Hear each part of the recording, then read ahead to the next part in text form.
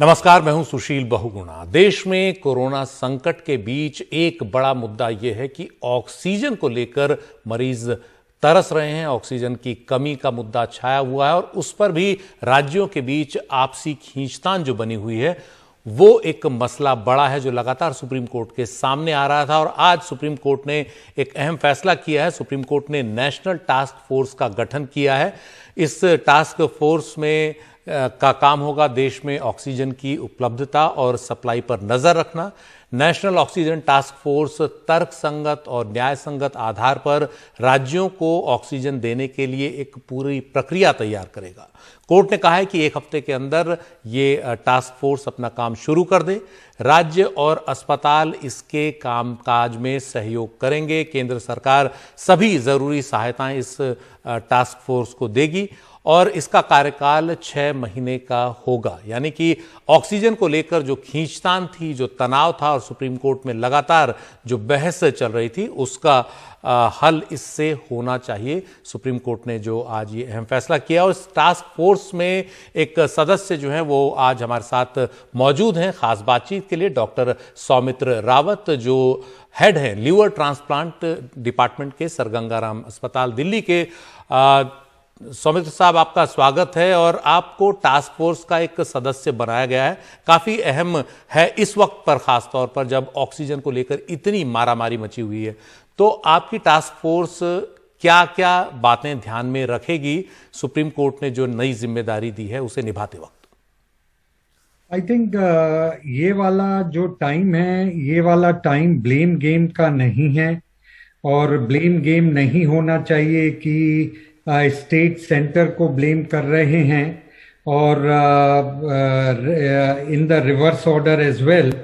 आई think हमें ये देखना है, जैसे आप देख रहे हैं मैं अभी हॉस्पिटल में हूँ, अभी इमरजेंसी सर्जरी करके आया हूँ और ग्राउंड रियलिटी है कि ऑक्सीजन की कमी जब होती है बहुत दिक्कत आती है। तो जो हम लोग देखेंगे वो जो 2 इंपॉर्टेंट चीजें हैं, अवेलेबिलिटी एंड डिस्ट्रीब्यूशन, कि ऑक्सीजन अवेलेबल है और डिस्ट्रीब्यूट प्रॉपरली हो रही है या नहीं हो रही है। और डिस्ट्रीब्यूशन भी है, एंड जो है कि लास्ट माइल तक डिस्ट्रीब्यूशन है या नहीं है। ये नहीं कि ऑक्सीजन आ गई है आपके स्टेट में और मरीज तक नहीं पहुंच रही है, कि मरीज तक पहुंचना बहुत ज्यादा जरूरी है। अगर हमारे पास ऑक्सीजन की कमी है तो उसको इंपोर्ट करना पड़ेगा इनिशियली, और बाद में जब हम सेल्फ सफिशिएंट हो जाएंगे तो इंपोर्ट करने की जरूरत नहीं पड़ेगी। और गवर्नमेंट ने एक बहुत अच्छा काम किया था अभी कि जो कमर्शियल ऑक्सीजन जो पावर प्लांट्स वगैरह में लगती थी कमर्शियली, उसको हेल्थ केयर के लिए डाइवर्ट कर दिया है।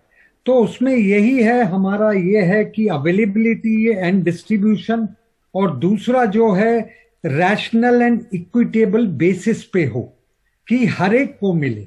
ये नहीं कि एक को ज्यादा मिल गया और दूसरे को कम मिल रहा है स्टेट को जहां पर प्रॉब्लम आ रही है। जी, और राज्य अभी तो एक समस्या यह है कि हमारे पास जितनी डिमांड है उस हिसाब से सप्लाई नहीं है। तो आपने कहा कि उसको इंपोर्ट भी करेंगे। कई इंडस्ट्रीज का जो यूज है उसको भी अब चेंज किया जाएगा और अभी कोशिश फिलहाल ये होगी कि जो मेडिकल सप्लाई के लिए जो ऑक्सीजन चाहिए उस तरफ बढ़े।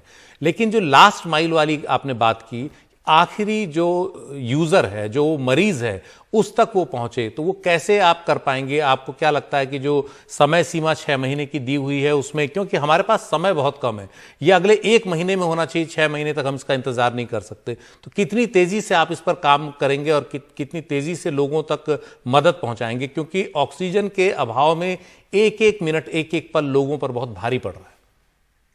आई थिंक हमें यह भी देखना है कि जो मरीज हैं वो ही भर्ती हों अस्पताल में जिनको की जरूरत हो। मैं कई जगह सुन भी रहा हूं कि जैसे पेशेंट है जिनका ऑक्सीजन सैचुरेशन बिल्कुल ठीक है और वो भी हॉस्पिटल में जाके एडमिट हो रहे हैं। तो ये भी देखना है कि जो ऑक्सीजन की जरूरत हो जिन पेशेंट्स को वो ही हॉस्पिटल जाएं, अदरवाइज और लोग ना जाएं।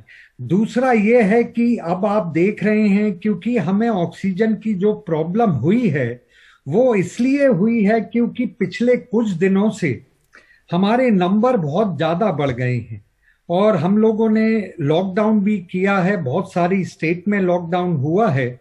और जैसे कि आपने दिल्ली में भी देखा होगा 27-28 हजार थे, आज 17 हजार हैं। तो ऑब्वियसली ये होगा कि अगर हम पीक जल्दी पहुंचते हैं और धीरे धीरे नंबर कम होने लगते हैं तो ऑक्सीजन की भी रिक्वायरमेंट धीरे धीरे कम होने लगेगी। जी, एक चीज आपने कहा जो जरूरी है कि कई सारे ऐसे लोग भी ऑक्सीजन का इस्तेमाल कर रहे हैं जिनको जरूरत नहीं है, जो बिना ऑक्सीजन के भी ठीक हो सकते हैं। और एक होर्डिंग का भी एक बहुत बड़ा इशू है, कई जगहों पर छापे पड़ रहे हैं, सिलेंडर्स निकल रहे हैं ऑक्सीजन के या कंसंट्रेटर्स निकल रहे हैं। तो आपकी टास्क फोर्स इस पर भी ध्यान देगी कि होर्डिंग ना हो और एजेंसीज सक्रिय हो इस तरह के होर्डिंग करने वालों के खिलाफ, क्योंकि कई बार होता है कि चीज उपलब्ध होती है लेकिन उसका इस्तेमाल सिर्फ इसीलिए नहीं हो पाता क्योंकि वो जमाखोरी का शिकार हो जाती है या जो पैसे और ताकत वाले लोग हैं वो उसको अपने पास रख लेते हैं बेवजह। आई थिंक आपकी बात बिल्कुल ठीक है। दिल्ली में भी आपने देखा होगा रिसेंटली बहुत सारे लोगों ने होर्डिंग कर रखी थी और एक very prominent person was caught with something like 500 जो आपके ऑक्सीजन वाली मशीनों को। तो उसमें यही है कि सबसे ज्यादा इंपॉर्टेंट है कि अवेलेबिलिटी है। अगर बहुत सारी होर्डिंग हो चुकी है तो इसका मतलब अवेलेबिलिटी है। तो नेक्स्ट जो आता है वो है डिस्ट्रीब्यूशन का।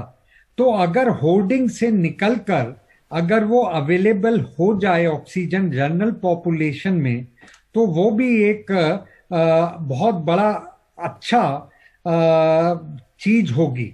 और इसमें अच्छी बात क्या है कि सुप्रीम कोर्ट ने जो कन्वीनर रखे हैं वो हैं कैबिनेट सेक्रेटरी। तो उसमें ये होगा कि जो भी हम बताएंगे और अगर गवर्नमेंट को अच्छा लगता है, देखिए यहाँ पर क्या है, एक जना नहीं है टास्क फोर्स में। एक चीज मैं कहना चाहूंगा सर, सरकार को अच्छा लगता है वाला शब्द आपने कहा। अगर टास्क फोर्स इस बात की परवाह ना करे कि सरकार को अच्छा लगता है, लोगों के हित में क्या है, तो मुझे लगता है वो ज्यादा जरूरी होगा। सरकार को अच्छा लगना इस वक्त ज्यादा जरूरी नहीं है। आई थिंक टास्क फोर्स के जितने लोग हैं वो इस तरह की कोई परवाह नहीं करेंगे क्योंकि टास्क फोर्स जो मैंने देखी है बहुत प्रोमिनेंट लोग हैं और बहुत ज्यादा अच्छा है। अब जैसे आप मेरा ले लीजिए, मैंने 17 साल इंग्लैंड में काम किया है। मैं वहाँ कंसल्टेंट सर्जन था और नेशनल हेल्थ सिस्टम जो है NHS है उसमें था। तो मैंने वो वाला सिस्टम भी बहुत अच्छी तरह देखा है।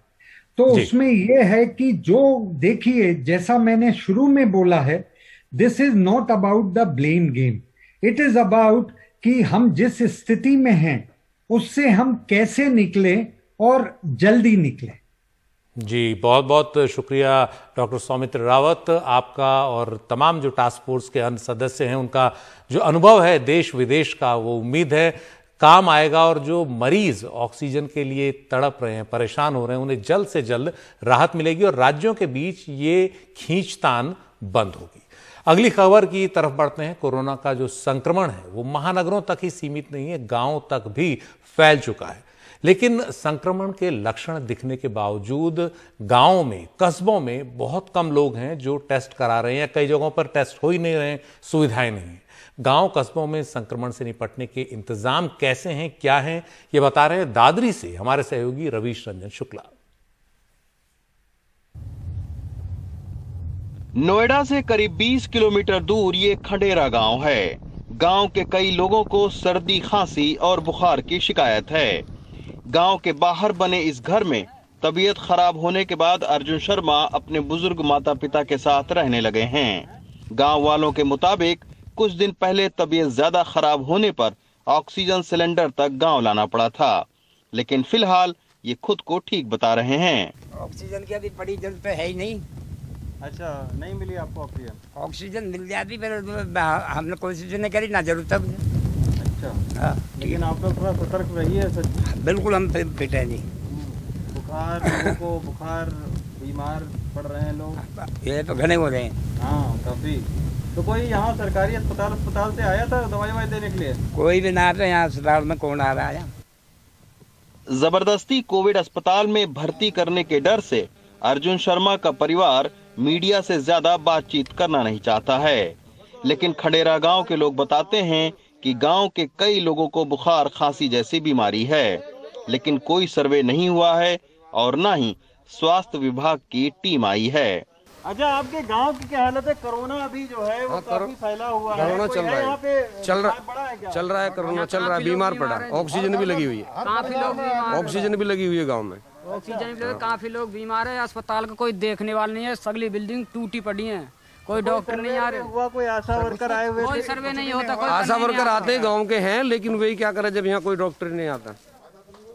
खंडेरा गांव के लोगों ने हमें प्राथमिक चिकित्सा केंद्र भी दिखाया।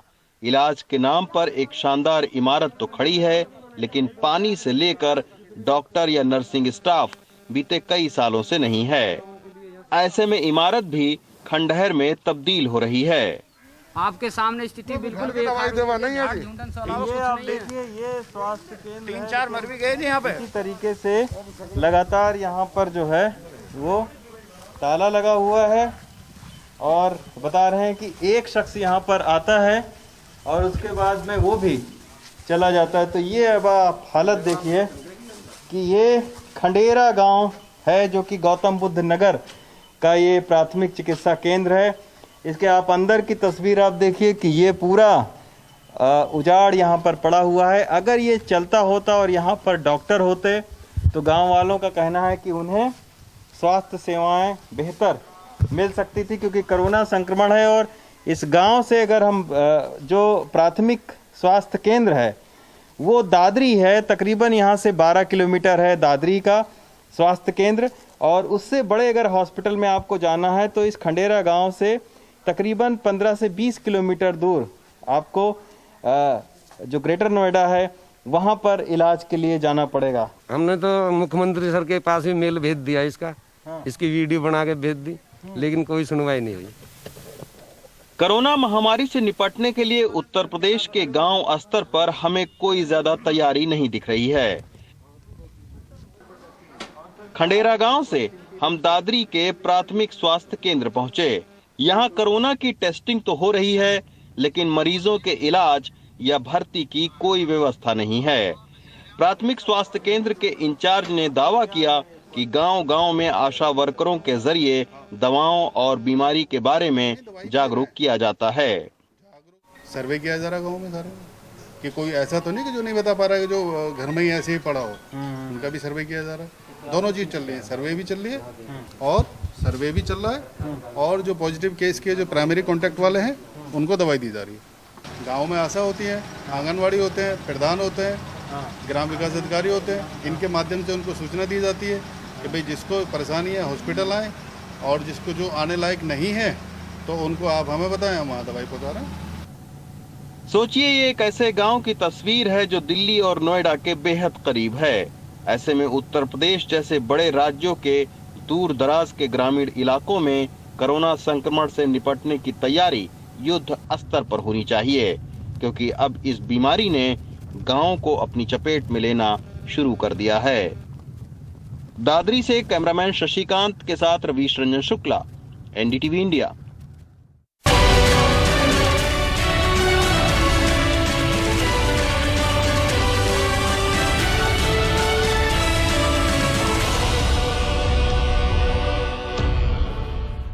कोरोना जैसी इस महामारी के और भी कई असर दिख रहे हैं, कई संकट दिख रहे हैं, परिवारों और समाजों के टूटने के। हैदराबाद में एक युवा लड़की को घर से निकाल दिया गया, ये बहाना बनाते हुए कि उसे कोरोना है। हमारी सहयोगी उमा सुधीर की रिपोर्ट। अगर इधर नहीं बैठे तो मैं कैसे, अब बोलो मेरा पैसा खाई को पूछते। हैदराबाद की शारदा को उसके 2 भाइयों ने घर से निकाल दिया, इस संदेह में कि उसे कोविड हुआ है। हालांकि उसकी रिपोर्ट नेगेटिव आई थी। वो 28 डेज पहले मेरे को एक दिन बुखार आया, वो पेन से मैं वो मेडिसिन लाके ले ले तो मेरे को ठीक हो गया।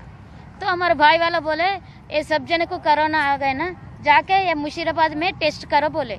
मैं जाके टेस्ट कर लिया। उस दिन मेरे को रिपोर्ट में नहीं आया, सिर्फ टेस्टिंग का आईडी नंबर आया। फिर वो किट ले लेके मेडिसिन ले लेके घर को गए तो तेरे कोरोना आया, पॉजिटिव आया, तो घर को नक्का आओ, निकल के मेरे को बाहर निकाल दिया। बीते 28 दिन से शारदा गांधी अस्पताल के सामने रह रही हैं, जो कोविड मरीजों के लिए है। बाहर खाना बांटने वालों से खाना मिल जाता है। भाई ने 1000 रुपये दिए थे। अगर खुद उनका बीवी का बच्चे का वो लोगों को आई तो ऐसा बाहर निकल जाते क्या? अभी मेरा मन में नहीं है वो लोगों ने। हाँ, उनको मेरा पैसा चाहिए, मैं नहीं चाहिए। तो वो बैंक वाला मेरा अमाउंट अरेंज करे तो मैं खुद घर लेने के फिर घर को जाने का है, मेरा घर को जाने का है, वो लोगों का घर को जाने का नहीं है। मेरा मन दिल पूरा टूट गया। त्रासदी ये है कि शारदा को एक दिन पहले ही फोन से पता चला कि उसके छोटे भाई की कोविड से मौत हो गई। हमारा छोटा भाई आरटीसी में काम करते, उन कोरोना से मर गए कहते, फोन आया मेरे को, कॉल आया। ये एक महिला की त्रासदी है। भाइयों ने कोविड के बहाने घर से निकाल दिया। शायद संपत्ति में हिस्सेदारी का भी ख्याल हो। जो भी हो, फिलहाल वो सड़क पर अपने दिन रात काट रही हैं। हैदराबाद से उमा सुधीर, एनडीटीवी इंडिया के लिए।